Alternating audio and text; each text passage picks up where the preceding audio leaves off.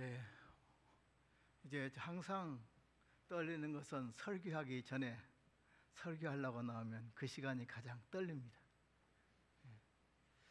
왜 떨리냐 그러면 성도들이 은혜를 받을까 안 받을까 하는 것보다 더 나에게 하나님의 성령이 역사할까 역사하지 않을까 이것 때문에 가장 떨립니다. 이 시간에 이제 우리가 참 감사한 일이 있어요. 만약에 바깥에 지금 비가 엄청나게 오는데 여기다 눈으로 왔다라면 어떻게 됐을 것인가. 아마 여기서 우리가 집회가 바로 안 되는 일도 있을 수가 있을 겁니다. 하나님이 어떻게 우리의 전원남노예를 예정을 하셔서 섭리를 하셔서 눈이 오지 않고 비가 오게 해가지고 또 안 좋게 하면 심란하기도 하지만은 그러나 이 한 날도 또 저희들에게 은혜를 주실 줄 믿습니다. 저는 어떻게 된 일인지 이곳에서 설교를 여러 번 했는데 전부 오후 시간에만 해당됐어요. 참 뭐 잠 오는 시간에 이렇게 했어요. 저 학교 가서 강의를 하면 꼭 1시에 20분 시간을 줘요.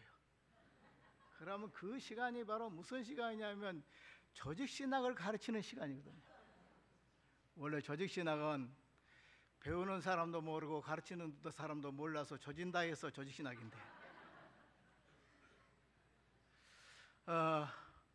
우리가 살다 보면 이 세상은 교회들이 거룩함을 잃어버려서 감리교는 캄캄하고 침례교는 침침하고 성결교는 성가시고 장로교회는 맨날 장자 노릇만 하려고 교만하고 이래가지고 영적으로 혼란 시대에 있습니다.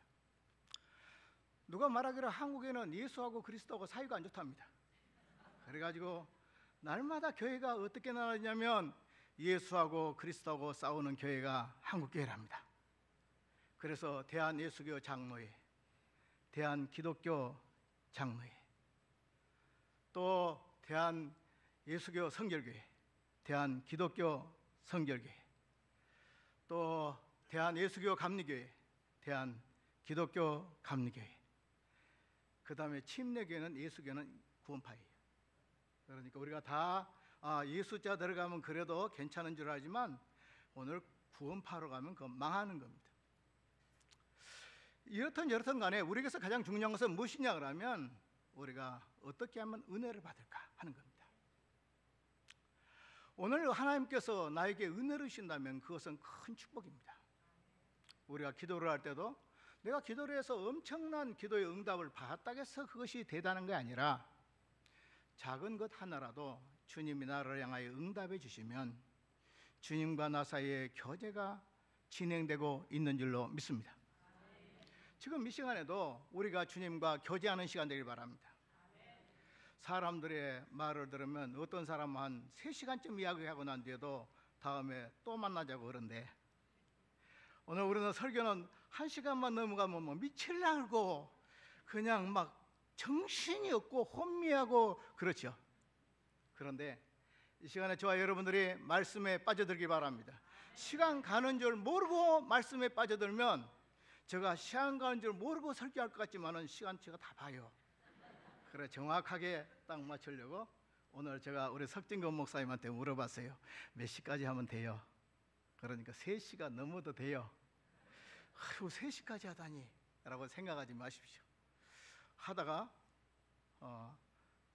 2시 50분에도 마치는 수가 있고 40분에도 마치는 수가 있는데 가봐야 되겠습니다. 여러분 하는 거 봐서 여러분들 은혜를 안 받으면 은혜를 받을 때까지 해야 되잖아요. 그러니까 어차피 은혜 받을 거 따라합시다. 은혜 받읍시다. 어차피 은혜 받을 거 오늘 우리가 은혜를 받자 이 말이에요. 은혜를 안 받으면 제가 안 보내줄 겁니다. 좋은 사람 있다 그러면 찬송가 364장을 부르게 해가지고 야곱이 잠 깨어 일어난 뒤에 한번 부르고 또 설교를 하겠습니다. 오늘 본문 말씀은 사도 베드로가 오늘 경건한 로마의 군대 백부장 고넬로의 초청을 받고 그 과정에서 복음을 전한 말씀입니다. 이 말씀 가운데 여러 말씀이 있지만 딱 한 말씀 안에 복음이 다 들어있어요. 그것은 무엇이냐 그러면 38절입니다. 우리 38절 다 같이 한번 서론을 해서 한번 읽어보시기 바랍니다. 38절 한번 봅시다. 38절. 아니 같이 아니 하지 말고 내가 하라고 하면 같이 은혜를 너무 많이 받으려고 막 설치지 말고. 자, 38절 보겠습니다. 다 같이 시작. 하나님이 나사렛 예수에게 성령과 능력을 기름 붓듯 하셨으며 그가 돌아다니시며 선한 일을 행하시고 마귀에게 눌린 모든 사람을 고치셨으니 이는 하나님이 함께 하셨음이니라. 아멘. 이 말씀 안에 오늘 복음이 다 들어있단 말이에요. 아니, 복음의 내용을 함축을 시킨단 말입니다. 이렇게 간략하게 함축시킬 수 있을까요? 대단한 겁니다. 나는 생각할 때 어떤 사람이 가장 책을 많이 읽는다든지 지식에 해박한 사람이냐 그러면 글자, 작은 글자를 놓고 가장 많이 펼치면 그 사람은 많이 아는 사람이라고 생각합니다. 사랑이 무엇이냐고 물어본다면, 여러분 했다 주시다 그러면 쫙 창하게 늘여놓을 수 있다고 하면 그 사람은 많이 안 겁니다. 또 하나는 무엇이냐 그러면, 어떤 사람이 많이 하는 것이냐 그러면 아주 큰 책을 한마디로 말하면 하고 딱 말할 수 있는 사람, 한마디로 딱 말하면 이렇게 말할 수 있다면 그 사람은 대단한 사람이에요. 제가 우리 성 목사님을 존경해요. 왜냐하면 복잡한 것도 딱 한마디로 말하면 욕을 할 줄 알아. 역사 가운데 바로 존 칼빈 선생님이 그런 사람입니다. 존 칼빈 선생님은 엄청나게 기독교의 그 2000년, 1100몇 년, 1500년 역사를 쫙 줄여가지고 탁 만들어놨는데 그 기독교 강의예요. 얼마나 잘 만들었는지 몰라요. 저는 생각할 때 원래 베드로가 똑똑한 사람은 아니라고 생각하는데 성령을 받으니까 똑똑해진 것 같아요. 그래가지고 어떻게 복음을 탁 38절 한 절로 딱 요약해버려서 말할 수 있냐. 여러분들도 성령을 받으면 똑똑한 사람이 된 줄 믿습니다. 한마디로 말하면 이렇게 되길 바랍니다. 몇 마디로 말하면? 어떤 사람은 하루 종일 말하는데도 복음이 무엇이냐면 복음까지 못 가고 복음의 변방만 뺑뺑뺑뺑뺑뺑 돌다가 복음을 놓치고 가는 경우도 있는데, 딱 오늘 이 베드로는 말하기를 한마디로 말하면 하면 38절 한 절로 딱 종결을 해버렸다. 오늘 저와 여러분들도 이 말씀이 이 시간에 마음속에 박혀버리길 바랍니다. 마음속에 바로 새겨져 버리길 바랍니다. 지워지지 않는 말씀으로 박혀지길 바랍니다.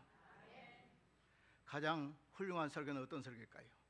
많이 울었느냐 많이 웃었느냐 하는 것보다 지워지지 않는 설교인 줄로 믿습니다.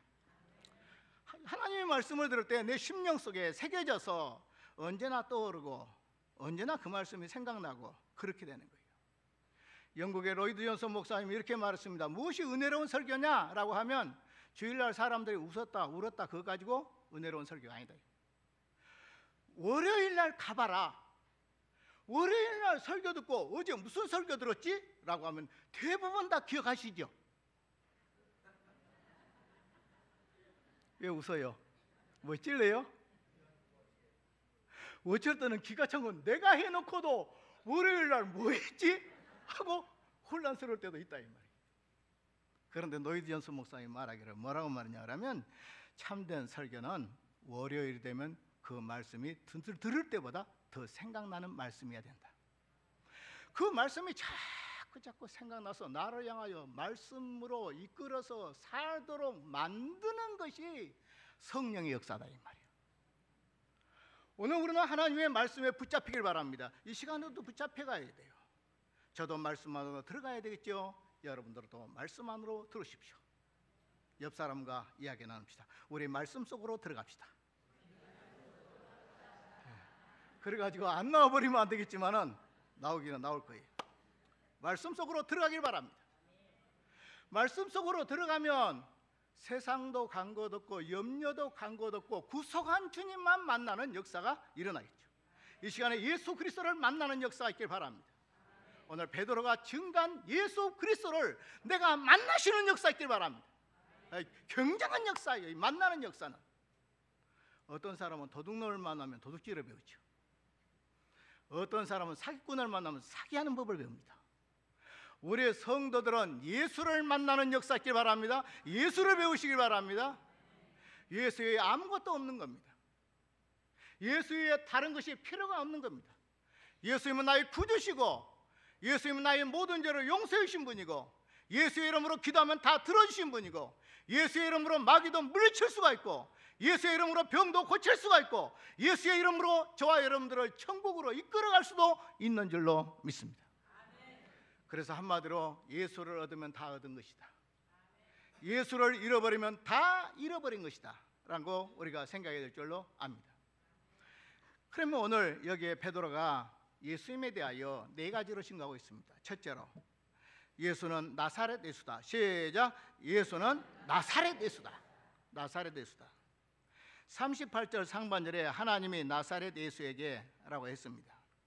예수님은 원래 미가서 5장 2절에 보면 유다 베들레헴에서 태어나신다고 예언되어 있습니다. 그리고 신약 성경 누가복음 2장 44절에서 7절에 보면 베들레헴에서 탄생했다고 했습니다. 그런데 예수님을 소개할 때 베드로가 어떻게 소개합니까? 베드로가 예수님을 소개할 때 출생지 중심으로 소개했다라면 베들레헴 사람 예수 이렇게 해야 되겠죠. 그런데 어떻게 여기에는 나사렛 예수라고 써졌을까요? 그 이유는 예수님을 소개할 때에 오늘 베들레헴 예수라고 소개했다면 출생지 중심으로 소개한 것이고, 나사렛 예수라고 하는 것은 성장지 중심으로 소개한 겁니다. 예수님이 어디서 태어났느냐 하는 것도 중요하지만 어디서 살았느냐 하는 그 예수를 전하고 있다 이 말이에요. 오늘 예수님께서는 원래 베들레헴에서 예수님이 태어나셨지만 베들레헴에서 살 수가 없었고 나사렛에 가서 살 수밖에 없었습니다. 그 이유는 무엇이냐면 그의 부모님들이 베들레헴에서 산 것이 아니라 나사렛에서 살았습니다. 베들레헴과 나사렛의 거리는 끝과 끝입니다. 베들레헴은 저 남쪽에 유다 지방에 있다면 오늘 나사렛은 저 북쪽에 있는 시골 동네 나사렛입니다. 그런데 오늘 이렇게 예수님께서 이렇게 베들레헴에서 탄생했지만은 나사렛 예수라고 오늘 우리에게 부른 것은 매우 중요한 일입니다. 왜 중요할까요? 이것은 예수님이 2000년 전에 역사적으로 분명히 베들레헴에서 탄생했지만 나사렛에서 살았다라는 역사적인 사실이라는 거예요. 예수님이 신화적 존재가 아닙니다. 예수님이 소설의 드라마나 어떤 시나리오 속에서 나오는 그런 것들이 아닙니다. 가상인물이 아니에요. 우리는 텔레비전에 보면 이렇게 역사 가운데 한 두 줄쯤 나온 것 가지고 드라마를 만들어 가지고 얼마나 뻥튀기를 하냐면 한 40배, 100배나 뻥튀기를 해놔도 그 전설의 고향 같은 그거 보면서 감격을 하면서 사실도 아닌 것 가지고 감격을 하는데, 예수님이 이 땅에 오셔서 우리를 위해 십자가에 못 박혀 죽으신 것이 사실이에요. 예수님이 나사렛 예수라고 하는 것이 사실일 때에 예수님이 십자가에 죽으신 것도 사실이에요. 예수님이 부활한 것도 사실이에요. 예수님이 승천한 것도 사실입니다. 하나님 우편 보좌에 계신 것도 사실입니다. 지금도 나를 위해 하늘에서 나를 위해 기도하시는 예수님이 진짜로 살아계신 분인 줄 믿습니다. 이건 그렇다더라 하는 소설이 아니에요. 매우 중요합니다. 만일 예수님이 역사적인 인물이 아니다라면 구원도 거짓말이에요. 우리 구원받을 수 없어요. 우리는 천당도 갈 수 없어요. 우리는 부활도 할 수가 없어요. 예수님이 나사렛 예수라는 실제적인 인물이고 역사적인 인물이라는 사실 때문에 죽으심도 실제적이고 죄에서 구원해 준 것도 실제적이고, 우리를 예수의 이름으로 기도하면 기도 응답 주신 것도 사실이고, 천국을 준비해 준 것도 사실이고, 예수 믿으면 천당 간 것도 사실인 줄로 믿습니다. 이건 나사렛 예수라는 것은 이만큼 중요한 의미가 있는 것입니다.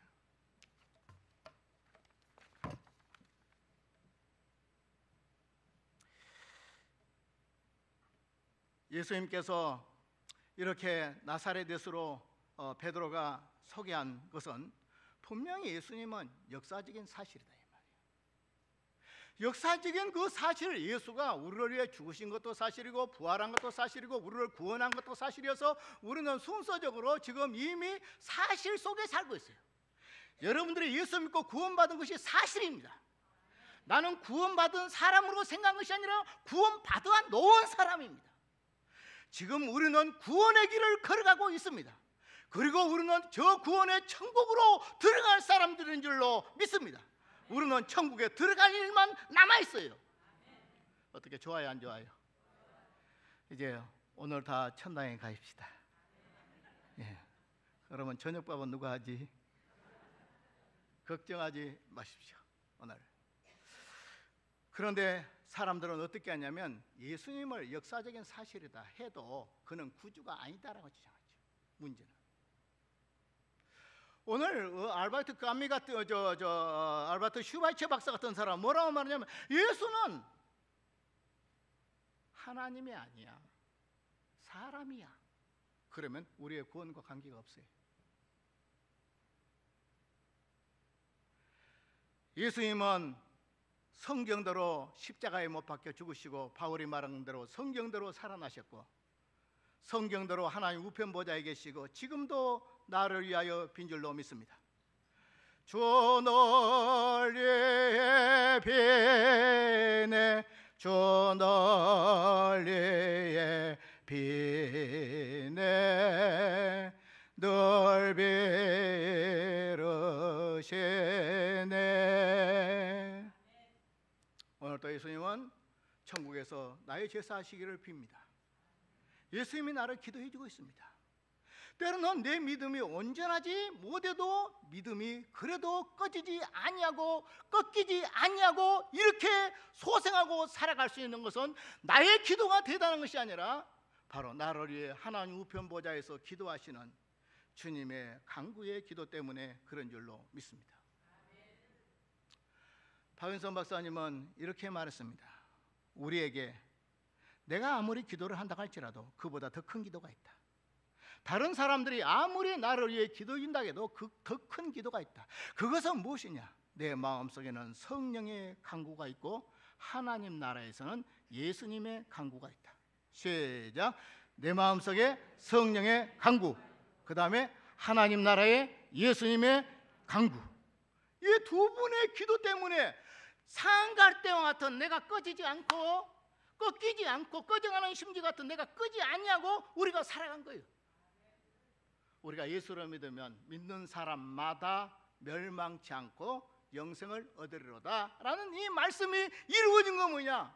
내 믿음이 대단해서가 아니고 나를 위해 기도하시는 하나님 우편 보좌에서 기도하시는 예수님의 기도와 오늘 또 내 속에서 우리가 마땅히 구할 바를 알지 못하지만은 성령은 우리 마음속에서 아버지의 뜻대로 너희들을 위하여 간구하시느니라.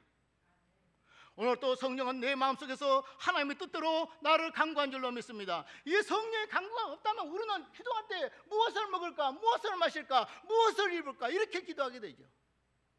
오늘날 교회가 하나님이 머리가 아픈 기도를 한대요. 왜냐하면 금요일날 모여가지고 주시옵소서 안 주면 교회 안 나옵니다. 막 큰일 납니다. 막 줄라면 주고 말라면 있어 하고 이렇게 협박하는 기도를 해가지고 하나님 머리가 아프대. 그건 욕심에 빠진 기도죠. 우리는 성령에 이끌려 기도하시기 바랍니다. 이 시간에도 성령으로 말씀이 증거되게 하옵시며 나에게도 성령으로 말씀이 깨달아지게 하옵소서. 성령으로 말씀한 것이 가장 바른 것이고 성령으로 깨달아진 것이 바로 가장 잘 깨달아진 것이기 때문에 저와 여러분들의 이 시간에 성령의 역사가 있기를 바랍니다. 사람들은 할 수만 있으면 예수 그리스도의 역사성을 부인하려고 하죠. 그것을 부인해야만 결국 예수의 십자가를 부인하니까, 그것을 부인해야만 예수의 부활을 부인하니까, 심지어 회교도들은 뭐라고 말하냐 그러면 예수님은 바로 십자가에 못 박혀 죽지 않냐고 바로 승천하신 분이다 이렇게 말합니다. 회교도들은, 이슬람교도들은. 그러면 무엇이 상력됐습니까? 십자가가 제거돼 버린 거죠. 자, 십자가 없는 것은 기독교입니까? 기독교 아닙니까? 십자가 없다면 죄사함도 없지 않아요. 십자가 없다면 구원도 없지 않아요. 오늘 이렇게 마귀들은 복음의 핵심을 다 파괴시키고 무너뜨리려고 한단 말이에요. 그리스도의 역사성을 바로 인정하지 않고 그가 하나님이신 예수 그리스도를 인정하지 않고 이렇게 살고 있죠. 그러므로 오늘 베드로가 예수님을 나사렛 예수라고 말한 것은 예수님이 역사적인 인물이다. 십자가에 죽은 것도 사실이야. 부활도 사실이야. 승천도 사실이야. 천당에 들어간 것도 사실이야. 또 재림할 것도 사실이야. 그러므로 너가 구원받은 것도 사실이야. 너가 천당 갈 것도 사실이야. 내가 하나님 나라에서 상급받을 것도 사실이야. 성경대로 믿어지는 역사가 있길 바랍니다. 그래서 나사렛 예수란 말은 예수님이 역사적인 예수고, 이 역사적인 예수가 십자가에 죽은 것이 사실이고, 부활이 사실이고, 승천이 사실이고, 하나님 우편 보좌에 계신 게 사실이고, 재림의 사실이므로 나도 구원받은 것이 사실이고, 구원받은 속에 살고 있는 것이 사실이고, 나도 천국에 들어갈 것이 사실이다. 우리는 따라서 사실이다. 우리는 뭐라고요? 우리는 역사적 사실이다 라는 사실을 생각해야 되겠습니다. 둘째입니다. 성령의 능력이 임하신 분이다. 시작. 성령과 능력이 임하신 분이다. 38절 중반절에 성령과 능력을 기름 붓듯 하셨음에 라고 말하고 있습니다. 여기서 언제든지 성령과 능력은 붙어 따라다니는 겁니다. 마치 바울의 글 속에 보면 항상 젓가락 두 짝처럼 따라다니는 거 있습니다. 은혜와 평강이 너희에게 있을지어다. 따라다닙니다. 무슨 말입니까? 은혜를 받지 않았는데 어때 평강이 있냐? 또 평강이 있는 걸 보니까 은혜를 받았다. 은혜와 평강은 젓가락 두 짝처럼 절대 뗄 수가 없어요. 언제든지 바울 서신이나 쭉 보면 은혜와 평강이 있을지어다, 은혜와 평강이 있을지어다, 은혜와 평강. 은혜가 임하면 평강. 여러분들 말씀으로 깨달아, 은혜를 말씀을 깨달으시기 바랍니다. 복음을 깨달으시기 바랍니다. 그러면 평안이 와요. 우리는 예수 그리스도를 믿는 사람으로서 십자가의 진리를 깨닫는 사람 되길 바랍니다. 말씀이 깨달아지길 바랍니다. 성령으로 깨달아지길 바랍니다. 깨달은 사람이 오는 것이 뭐라고요? 평안입니다. 평안. 오늘 우리는 금이나 은으로 평강을 누린 것이 아니라 은혜로 평강을 누립니다. 은혜는 복음의 진리를 깨닫는 것이 은혜입니다. 이것이 우리에게 있어야 되는 거예요. 교회 안에서 이 맛을 알아야 됩니다. 이 맛이 복음의 맛입니다. 이 맛이 진리의 맛입니다. 이 맛이 참으로 성경의 맛입니다. 옛날에 시골에 교회가 있었는데 교회 전도사님도 없고 목사도 없을 때는 어떻게 했냐 그러면 거기에 청년 하나를 세워가지고 네가 설교해라 이랬어요. 그런 시절이 있었어요. 그런데 그때 어떤 청년이 아주 젊은 사람이 없으니까 네가 설교해라 했어요. 근데 그는 언제든지 설교하기를 좋아했어요. 왜 설교하기를 좋아하냐 그러면 옛날에는 교회당에 오면은 가운데로 다 커튼이 딱 쳐졌대요. 그리고 이쪽에는 여자, 이쪽에는 남자. 그런데 딱 볼 수 있는 것은 유일하게 남자와 여자를 함께 볼 수 있는 축복을 받은 사람이 누구냐? 앞에 설교한 사람. 양쪽을 딱 쳐다보니까 그 사람이 설교할 때 그때 지금 엄마가 말하기를 야 이놈아 네가 설교한 것은 자갈에다가 맹물에다 자갈을 삶은 맛이다. 자, 맹물에다 뭘 삶았어요? 자, 맹물에다 고구마를 삶았으면 고구마 냄새라도 나겠죠. 이건 뭐예요? 뭘 삶았어요? 자갈을 삶았으니 아무 맛도 안 난다 이 말이에요. 아무 맛도 안 난 것은 뭐냐? 하는 사람도 부담이고 듣는 사람도 부담이다 이 말이에요. 이 시간에 자갈 맛 나지 않길 바랍니다. 말씀의 맛이 있길 바랍니다. 달고 묘한 그 말씀, 생명의 말씀은 그만 달고 오묘한 말씀 되길 바랍니다. 달고 오묘한 말씀 어떤 말씀일까요? 들을 때 예수만 생각나게 하는 거, 그게 달고 오묘한 말씀입니다. 그 말씀을 들을 때 십자가만 생각나게 하는 거, 달고 오묘한 말씀입니다. 구원의 진리가 생각나게 하는 거, 달고 오묘한 말씀입니다. 하나님의 사랑이 깨달아지는 거, 달고 오묘한 말씀이죠.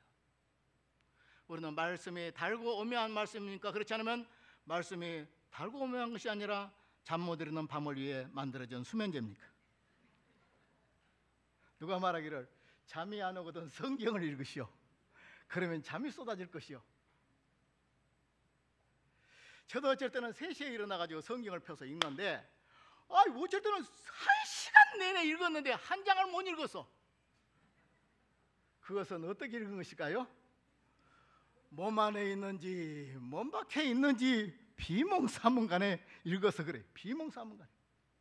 여러분들도 지금 이 시간에 설교를 듣는데 잠이 와가지고 천당과 지옥 복판에서 왔다 갔다 하면 그건 바로 은혜 안 돼요. 은혜 안 돼요. 교인들도 한 달에는 세상에 걸쳐놓고 한 달에는 교회에 걸쳐놓고 믿느냐 그러면 그것도 안 믿는 것도 아니고 안 믿냐 그러면 믿는 것도 아니고 참 어디에 찾기 힘든 사람. 믿는 것도 아니고 안 믿는 것도 아닌 그 사람을 글자로 뭐라고 말하죠? 미지근한 사람. 절반 크리스찬. 자, 오늘 예수는 성령과 뭐 있어요? 능력이 있었다 이 말이에요. 오늘 또 저와 여러분들에게 성령이 임하면 능력이 나타난 줄로 믿습니다. 가장 큰 능력은 어떤 능력일까요? 오늘 사도행전 1장 8절에 시작. 오직 성령이 너희에게 임하시면 너희가 권능을 받고 예루살렘과 유대와 사마리아와 땅끝까지 이르러 내 증인 되리라. 자, 성령이 임하니까 뭐이 왔어요? 능력이 왔다. 이 성령이면 능력이 와요. 능력이. 저와 여러분들 이 시간에 성령이 임하시길 바랍니다. 그럼 능력이 옵니다. 능력이 오는 거예요. 그런데 그 능력은 여러분 막 병을 고치고 귀신을 쫓아내고 막 이런 거의 능력이라고 생각하십니까? 옛날에는 저도 합동측에 있을 때 산에 기도하면 40일 금식 기도하는 목사님들이 많이 계셨습니다. 그럼 뭐라고 말하냐? 내가 목회하는 자리에 마귀가 떠나게 하시고 손어른이면 병이 낫게 하시고 이러면서 이거 기도 제목이란 거예요. 이거 아니에요. 무엇이냐 그러면 내가 바꾸어진 것이 큰 능력이에요. 내가 바꾸어지는 것이 성령의 큰 능력이에요. 내가 바꾸어진다는 것은 내가 말씀의 지배를 받고 사는 것이 바로 능력받은 사람이에요. 인간의 의지로 한마디도 말씀 못 지켜요. 하나님이 은혜 주시면 말씀이 지켜지는 줄로 믿습니다. 따라합시다. 억지로라도 지켜야 된다.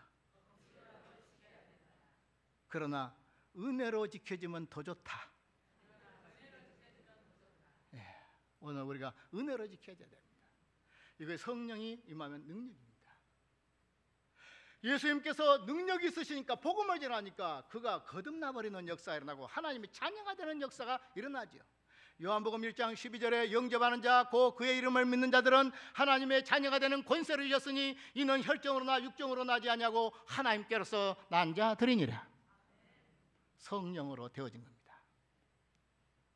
너희가 물과 성령으로 거듭나지 않으면 하나님 나라에 들어갈 수 없느니라. 성령으로 되어지는 겁니다. 오늘 너희가 거듭난 것은 썩어질 씨로 거듭난 것이 아니라 썩지 아니할 말씀의 씨로 너희들이 거듭났느니라. 이거이 바로 놀라운 능력입니다. 중생의 능력입니다. 죽은 자가 살아난 것보다 더 큰 능력이 어디 있습니까?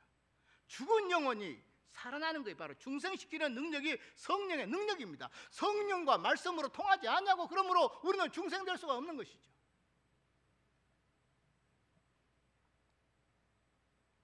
그런데 오늘 예수님은 베드로가 설명할 때 예수는 어떤 분이냐? 성령과 능력이 뭐 어떤 분이다? 기름을 붓듯이 한 분이다 이런 뜻이에요.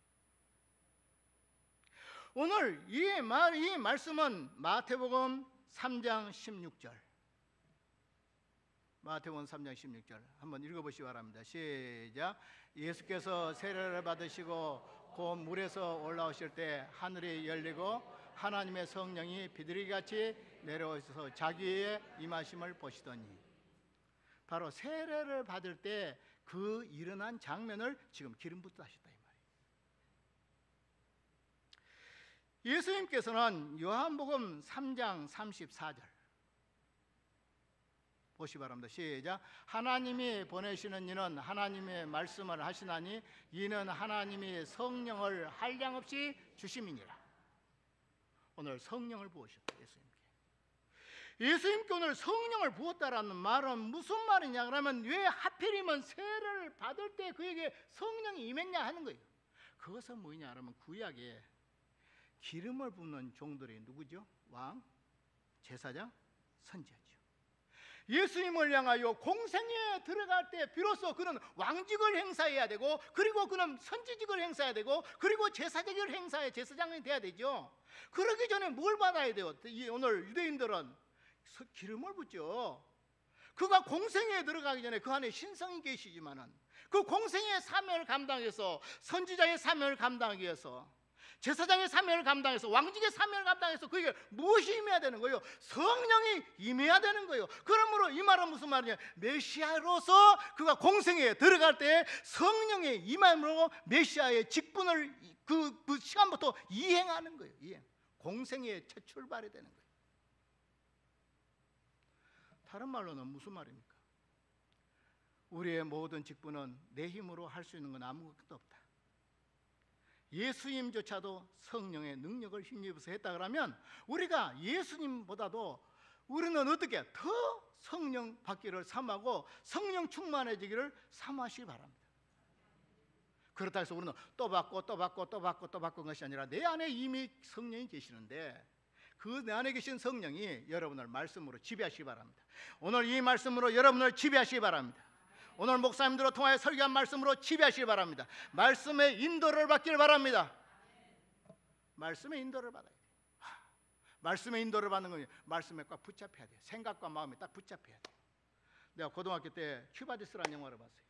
엄청나게 겁나게 은혜를 받아버렸습니다. 그래가지고 나오는데 막 눈물이 줄줄줄 쏟아지고 그냥 막 손을 딱 이래가지고 집에까지 와버렸습니다. 큐바디스에 붙잡혀가지고. 큐바디스에 붙잡혀도 이런 역사가 일어나는데 말씀에 붙잡히면 어떤 역사가 일어날까요? 내가 뒤집어지는 역사가 안 일어날까요? 교회가 뒤집어지는 역사가 일어나지 않을까요? 나의 삶이 뒤집어지는 역사가 일어날까요? 여러분 너무나 뒤집어질까 싶어서 겁나십니까?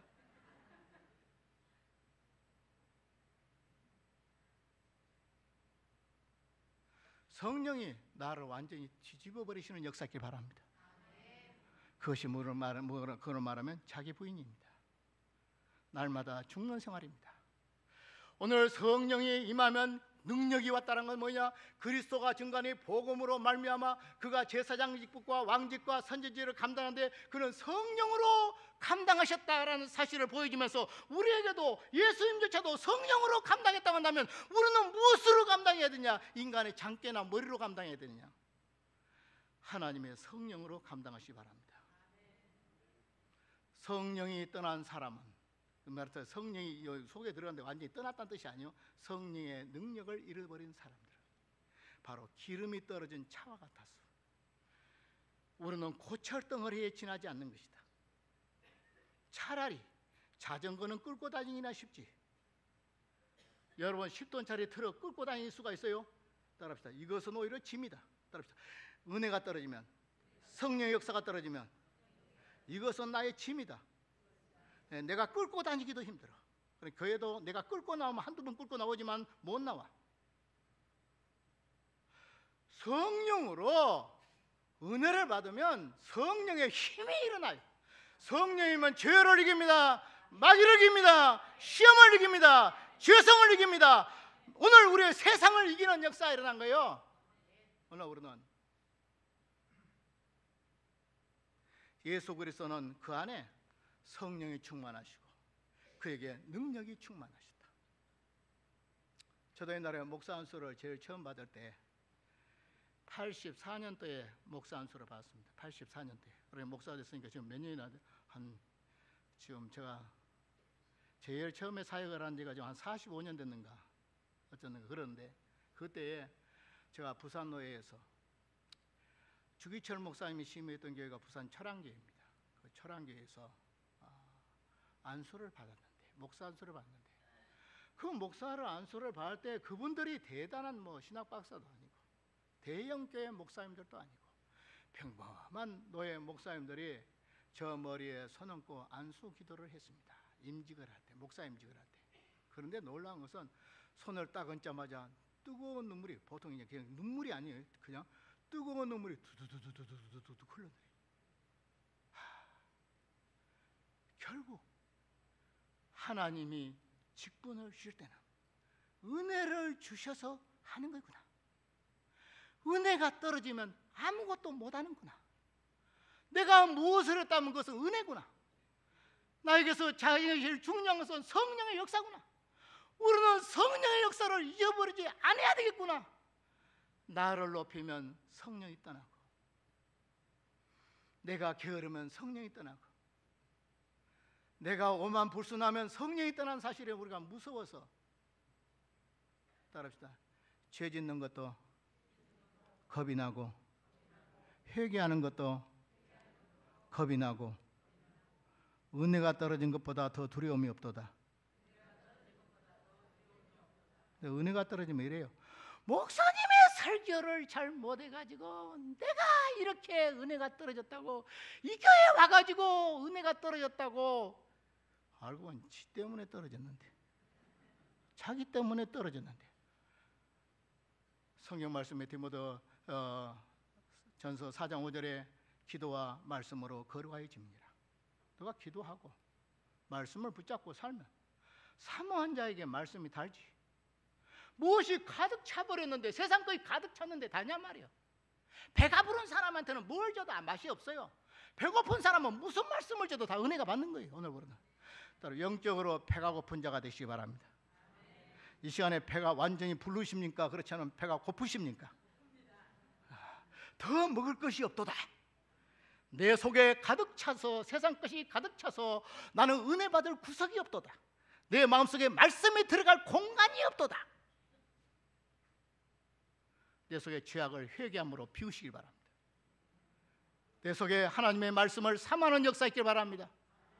내가 사는 것은 은혜고, 내가 죽는 것은 은혜가 떨어져서 죽는 것이다. 모든 은혜가 떨어진 건 내 책임이다.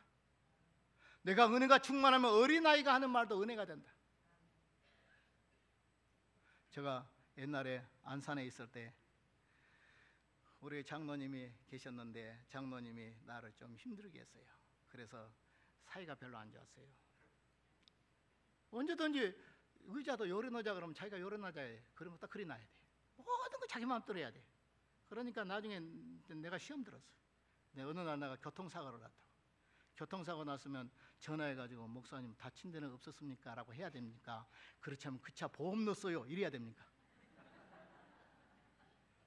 세상에, 나는 교통사고 나가지고 다리를 질질 끌어가지고 이 장로님한테 그래도 한마디 하면 장로님이 위로를 해줄 줄 알았더니 뭐라고 말하냐. 왜 그거 타고 다녔어요? 교회 차 타고 다니지요? 뭐 했어요? 막 이러면서 난 몰라요 딱 이러더라고. 와, 또 겁나네 저분. 그래서 속이 확 뒤집어져 버렸어요. 니하고 나하고는 건너기에 너무나 먼 거리에 있구나. 가까이 하기는 너무 먼 당신이구나. 이렇게 하면서, 그런데 제가 이제 주일날 우리 집에서 나와가지고 교회로 딱 가는데 놀이터가 있어요. 놀이터가 있는데 꼬맹이들이 두 놈이 싸워. 그러니까 한 애가 뭐라고 말해. 야, 싸우지 마. 싸우면 마귀가 좋아한다겠어. 하나님은 사이좋게 지내라겠어. 그러니까 절대 싸우지 마. 근데 그 소리를 듣는 순간에 나이가 쾅 한 대 맞는데, 그래 사이좋게 지내라겠지. 싸우지 말라겠지. 꽃가지에 내리는 가는 빗소리 기울 내고 들어보면 내가 저거 생각. 너희들도 이 꽃처럼 아름다워라. 오늘 바깥에 비 내리고 있는데 이 속에서도 주님의 음성이 들기를 바랍니다. 비 내리는 비 속에서도 주님의 음성을 듣는다면 이 시간이야말로 그냥 은혜를 너무 받아가지고 그냥 뜨거워서 견딜 수가 없어야 돼. 그냥 나가기만 나가봐라. 내가 말씀대로 살란다. 나가기만 나가라. 내가 성경을 읽으란다. 나가기만 나가라. 내일 새벽기도 나올란다. 막 이런 마음에 막 불타가지고 막 그래가지고 막 너무나도 막 마음이 뜨거워가지고 형 벌벌벌벌 떨면서 주여 내일 새벽기도 나오게 해주십시오라고 한다면 얼마나 좋겠냔 말이야. 이거의 부흥이 아니에요? 갔다 오니까 시들 해가지고 시들시들하면 따라합시다. 네 모습이나 내 모습이나 똑같아. 참,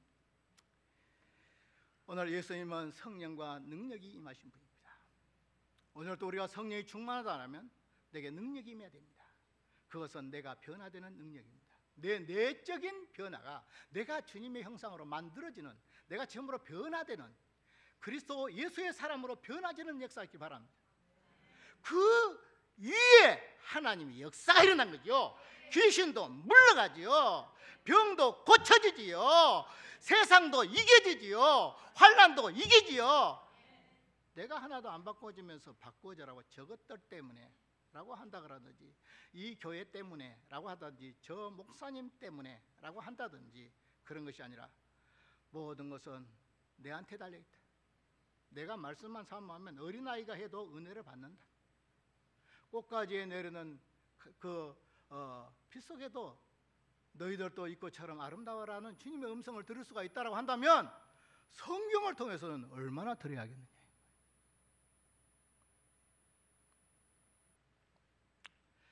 자, 그래서 오늘 예수님께서는 첫째는 베드로가 말하기를 나사렛 예수다. 두 번째는 뭐예요? 성령과 능력을 부심을 받은 사람이다. 세 번째는 뭐냐? 착한 일을 시작한 분이시다. 38절 중반절에 저가 두루다니시며 착한 일을 행하시고. 예수님이 안 착한 일도 했단 말이에요? 그게 아니죠. 예수님께서 공생의 자체 전부 다가 착한 일이에요. 그러면 예수님이 행한 착한 일들을 딱 세 개로 분류하면 딱 나와. 답이. 하나는 무엇이냐? 가르치시고, 시작, 가르치시고, 전파하시고, 고치시고, 시작, 가르치시고, 전파하시고, 고치시고. 이 역사가 교회 안에 일어나야 돼. 이 교회 안에 우리가 교회 안에는 말씀을 가르치는 역사가 일어나야 돼. 말씀을 가르치는 역사란 말은 다른 말로는 뭐냐? 말씀을 배우기를 삼아하는 사람들이 생겨서요. 말씀을 배우기를 삼아하는 사람들. 은혜가 떨어진 인간들은 이래요. 가르치려고만 해요. 배우려고 안 해요. 우리는 졸업생들입니까? 십자가 군병학교 학생들입니까? 학생들입니다. 학생들은 뭐 하는 거예요? 배우는 겁니다. 배우는 거예요. 우리는 배우기를 좋아하시기 바랍니다. 근데 교만이들은 어떻게 하냐? 가르치기를 좋아합니다. 가르치기를 좋아합니다. 안 되죠. 우리는 다 배워버린 사람이 아니라 지금도 배우고 있어요. 목사도 배우고 있어요. 성경도 배우고 있어요. 저도 육신의 생각이 무엇인가? 갈라디아서 5장 19절에서 21절. 그것이 무엇일까? 그러면 그것은 무엇이냐? 더러움과 음란과 더러움과 호색과, 그 다음에 우상숭배와 술수와 원수 맺는 것과, 그 다음에 분쟁과 시기와 불리함과, 그 다음에 당 짓는 것과 이단과, 그 다음에 술수와 방탕과 술 취합니다. 말씀을 자꾸 해요. 이렇게 예수님의 12제자도 잘 안 해지죠? 고난주가 넘으면 예수님의 가상칠언도 안 해지죠? 가상칠언 이 자리에서 한번 빨리 한번 예쁘러 보이소. 제가 간단하게 따라합시다. 시작. 저엘 낙원 보내고, 시작. 저엘 낙원 보내고 여자 영혼이 목이 마르다. 다시 다 끝났어요. 시작. 저엘 낙원 보내고 여자 영혼이 목이 마르다. 저희 죄를 사하소서. 엘이 나와 사박다니 나의 하나님 나의 하나님 어째 나를 보시나이까. 저희 낙원, 오늘 너는 나와 함께 낙원에 있으리라. 여자에 보소서 아들이니이다. 그 다음에 영혼, 내 영혼을 받으소서. 목마르다. 다 이루었다. 다 했잖아요. 시작. 저엘 낙원 보내고 여자 영혼이 목이 마르다. 그러면 가상칠은 다 했다. 돼요 안 돼요? 47개 한번 해볼까요? 어쨌든 잘 안 해지죠. 그것도 간단해요. 따라합시다. 예서가, 시작. 예서가 버드사에서 빌라를 지었다. 뭘 지었어요? 예서가 좀 믿음이 없어요. 그래서 버드사는 절에 가서 빌라를 지었대요. 자, 예 누구요? 에베소.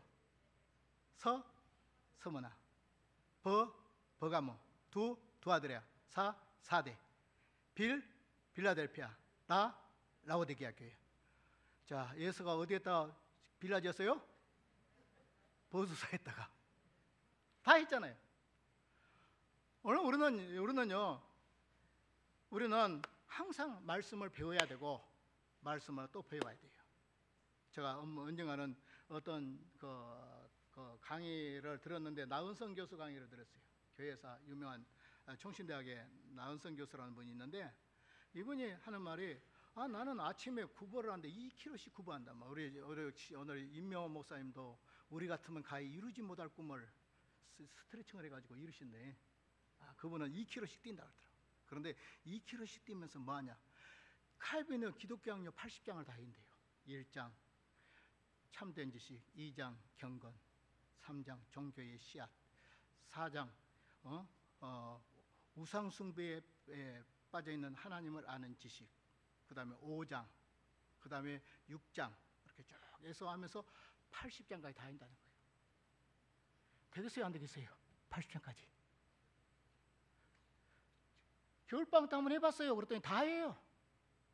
80장 다 돼요. 80장 1장부터 1권 18장, 2권 17장, 3권 25장, 4권 20장에서 80장 딱 다 해지. 따라합시다. 내 안에 무한한 은혜가 있도다. 시작. 내 안에 무한한 은혜가 있도다. 우리가 말씀을 붙잡으려고 하는 것, 말씀대로 살려고 하는 것. 그래서 교회에서는 가장 중요한 것이 말씀을 배우고 말씀을 깨닫고, 우리는 십자가학교 학생들이다 이렇게 해야 돼요. 목사도 배우려고 하는데 왜 여러분 안 배워요? 다 배워버렸어요? 너무 많이 알아서 정신이 없어요? 책을 읽어버릴 수가 없어요? 이제 다 읽어버려서? 우리는 아직 먼 사람들입니다. 아직 먼 사람들이에요. 따라합시다. 나는 아직 멀었다. 네, 아직 멀었어요. 오늘은. 자, 두 번째는 뭘 해야 될까요? 예수님이 전파하셨습니다. 뭘 전파하셨죠? 천국 복음을 전파했습니다. 우리가 해야 될 일은 날마다 복음을 전파해야 됩니다. 날마다 복음을 전파해야 됩니다. 우리가 종말에 할 사명이 무엇입니까? 종말에 할 사명이 주 이스라엘을 회복하시면 어느 때니까? 라고 물을 때에 뭐라고 말했습니까? 때와 기한은 너희 알 바 아니요 하나님만 아신다. 그리고 오직 성령이 임하시면 너희가 권능을 받고 예루살렘과 유대와 사마리아 땅끝까지 이르러 내 복음 증인되라. 바로 말세의 사역은 무엇이냐 하면은 복음 증거 사역입니다. 전도 사역입니다. 전도는 아무리 해도 그만해야 될 거 아닙니다. 아무리 누구나도 해야 됩니다. 누구나도. 제가 한 번씩 그러죠. 오늘날은 누가 복음 시대에 산다고. 누가 전하냐 그러니까 누가 복음 전한다. 나는 안 전하고. 오늘날은 내가 복음 시대에 살고 있다. 누가 복음 전해야 된다? 내가 복음을 전해야 된다. 내가 복음을 전해야 된다. 복음을 전하지 않는 곳에는 하나님의 역사가 안 일어나요. 왜 사도행전의 역사가 일어날까요? 사도행전은 전도를 하는 역사이기 때문에 하나님의 역사가 일어난 줄로 믿습니다. 그래서 누가 말하기를 사도행전의 역사는 전도행전의 역사요, 전도행전의 역사는 성령행전의 역사다. 시작. 사도행전은 무슨 행전? 전도행전이다. 전도행전이니까 뭐 일어나요? 오늘 우리는 뭐 일어나요? 오늘 성령의 역사라는, 성령의 역사. 전도를 안 하면 성령의 역사가 안 일어난다 뜻이요. 바울이 가서 빙글빙글 놀고 있는데 무슨 놈은 성령의 역사할 거예요? 바울이 나가서 목숨을 걸고 복음을 전하니까 성령이 역사하셨죠. 전도하면 성령이 내 편이십니다. 전도하면 하나님이 나를 붙들으십니다. 우리를 하나님이 함께 해주십니다. 하나님과 가장 멀리 산 사람들이 전도하는 사람들이에요. 따라서 해야 될 건데 희망사항만 되죠. 오늘 복음 전해야 되겠죠. 또 예수님이 착한 일을 시작했던 건 무엇입니까? 오늘 병을 고치는 역사예요. 단순히 육신의 병만 고쳐진 것이 아니라 우리의 마음의 심령의 병들이 고쳐지길 바랍니다. 오늘 현대인들은 다 병든 사람들이에요. 마음이 병들지 않아서 육체가 병들었더니 아마 안 아픈 것이 어디 있냐라고 하면 다 아픈 거 많아요. 우리 집사람이 저보고 안 아픈 것처럼 보이면서 다 아프다고 하는 것처럼 오늘 우리는 아픈 건 많아요. 병원에 왜 못 가요? 공포의 소리가 무서워서. 무슨 소리요? 병들었다 싶어서. 오늘 참으로 우리에게 영적으로도 고쳐지길 바랍니다. 우리 생활도 고쳐지길 바랍니다. 우리의 질병도 고쳐지는 역사가 있길 바랍니다. 이와 같이 교회는 세 가지 역사를 해야 되죠. 처음에 뭐죠? 가르치는 역사. 두 번째는 뭐예요? 전도의 역사. 세 번째는 뭐예요? 치료의 역사가 오늘 교회 안에 일어나길 바랍니다. 우리 신암교회도 일어나고 우리 전원암로의 교회들도 일어나고 우리들이 다 이런 역사가 일어나길 바랍니다. 마지막으로 귀신에 눌린 자들을 고치셨다고 했습니다. 38절 하반절에 마귀에게 눌린 모든 일을 고치셨으니 이는 하나님이 함께 하십니다. 오늘 고쳤다란 말은 마귀로 통하여 온 질병들을 마귀로 쫓아내니까 오늘 병이 고쳐졌다는 의미도 되겠죠. 그래서 모든 질병이 다 마귀 역사로 오는 건 아니에요. 오늘 어떤 사람은 말씀대로 산데도 질병 올 수 있습니다. 제가 종종 한 번씩 이야기하죠. 칼빈은 24가지 병을 걸려 살았다고. 그러니 걸어다니는 칼빈의 별명이 걸어다니는 종합병원이라고. 그래도 믿음 생활 잘했어. 따라서 그래도 믿음 생활 잘했다. 그래도 믿음 생활 잘했어요. 그러나 오늘 예수님이 오신 이유가 왜 우리는 마귀를 눌린 자를 고쳤냐? 그러니까 결국 마귀는 어떤 일을 했어요? 선악과를 따먹게 했어요. 죄를 지게 했어요. 그리고 인간을 죽음의 자리에 끌어내렸어요. 멸망의 자리에 끌어내려놨습니다. 마귀를 따라갔더니 결국 멸망했습니다. 마귀가 선악과를 먹어야 할 때 뭐라 했죠? 먹음직스럽고 보암직스럽고 지혜롭게 할 만큼 탐스럽다 했죠. 그런데 바로 먹음직스럽고 보암직스럽고 지혜롭게 할 만큼 탐스러우면 그때는 죄를 짓는 거예요. 오늘 죄가 달콤한데 어떻게 죄를 안 짓습니까? 따라합시다. 죄가 더러워져야 된다. 한번 옆 사람과 물어보시기 바랍니다. 당신은 죄를 볼 때 달콤합니까? 더럽습니까?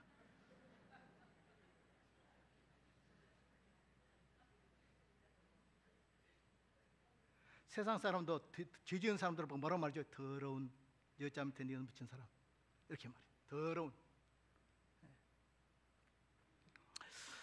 오늘 예수님께서 오신 것은 유광수 다락방 같은 데는 뭐라고 말하냐면 사탄의 일을 멸하러 오셨다고 이렇게 해요. 예수님 오신 이유가 요한일서 3장 8절에 한번 띄워보시기 바랍니다. 요한일서 3장 8절.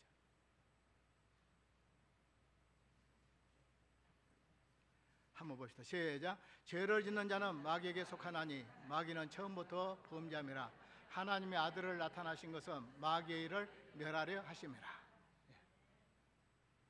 그러나 진정으로 예수님이 하신 일은 마귀의 일을 멸하는 것보다 더 중요한 일인데 마귀의 일을 멸하고 우리를 죄에서 구원해 주시려고 오신 거예요. 그러니까 아들을 낳으리니 이름을 예수라 하라. 그는 자기 백성을 죄에서 구원할 자이십니다. 오늘 예수님은 저와 여러분들을 마귀의 지배를 받고 산 우리들, 공중권세 따라잡은 우리들, 오늘 마귀의 종된 우리들을 예수님께서 십자가의 피로 마귀의 권세를 멸하시고 우리를 구원해 주신 줄로 믿습니다. 그러므로 우리의 구원은 은혜예요. 믿어서 구원받는 것만 얻는 게 아니라 믿는 것도 은혜예요. 그래서 우리 구원은 다 은혜예요. 전적인 은혜예요. 믿는 것도 하나님 주신 거, 구원도 하나님 주신 거, 모든 것이 다 하나님의 은혜예요. 그래서 구원받은 사람은 모든 은혜가 베풀어진 사람입니다. 시작. 구원받은 사람은 모든 은혜가 베풀어진 사람입니다. 구원까지 받은 사람들은 오늘 우리가 다른 것 가지고 염려해야 될까요? 우리의 모든 염려를 주께 맡겨보라 했습니다. 맡기시기 바랍니다. 예. 결론으로 말씀드리겠습니다. 오늘 베드로가 증거한 예수님은 첫째는 예수님은 나사렛에서다. 이 말은 역사적인 사실이다. 예수님이 십자가에 죽은 것도 사실이다. 부활도 사실이야. 성천도 사실이다. 천국에 계신 것도 사실이다. 재림할 것도 사실이다. 나를 구원한 것도 사실이다. 내가 구원받은 것도 사실이다. 내가 천국 갈 것도 사실이다. 내가 부활할 것도 사실이다. 내가 영육간에 부활해서 천년왕국에 들어갈 것도 사실이다. 뿐만 아니라 예수님은 어떤 분이시에요? 성령과 능력을 받으신 분이시다. 오늘 또 그 공생의 사역을 감당하기 위해서 성령을 받으시고 성령의 능력으로 일했다면 나 같은 우리들이야 얼마나 성령을 받아야 되고 얼마나 성령이 충만해져야 되고 얼마나 말씀을 붙잡고 우리가 살아야 되는가. 우리가 거룩한 몸부림이 우리 속에 오늘부터 말씀대로 살려고 하는 뜨거움이 내 속에 있기를 바랍니다.